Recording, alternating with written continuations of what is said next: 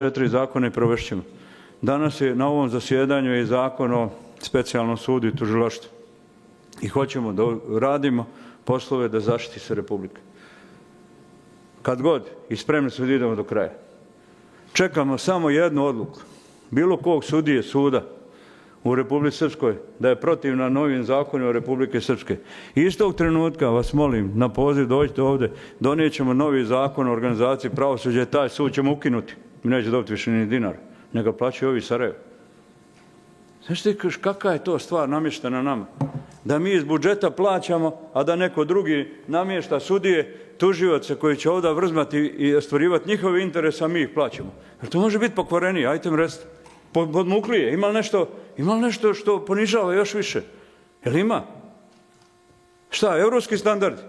Da prevarite? Pa naravno da znamo da ste varalici. Naravno. A mi da vas plaćamo, a vi radite protiv ove Republike. Danas je zaštićen svaki sudija i tužioc. Imaju plate, njima morate da isplatite plate, nikom drugom ne morate. Oni su kao nametli zakon, visoki predstavnik kojim njima morate podizati plate. Ja poštujem svakog poštenja, ima njih i to znam ih. Ali odgovornost je ovdje u pitanju, gospoda.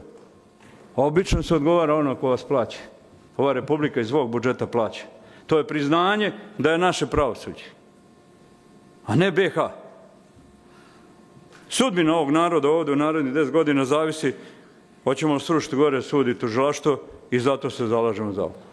Ono što u prvoj fazi možemo jeste da mu spriječimo da djeluje ovdje na ovim prostorima i spriječimo. Evo nek djeluje. Evo nek djeluje.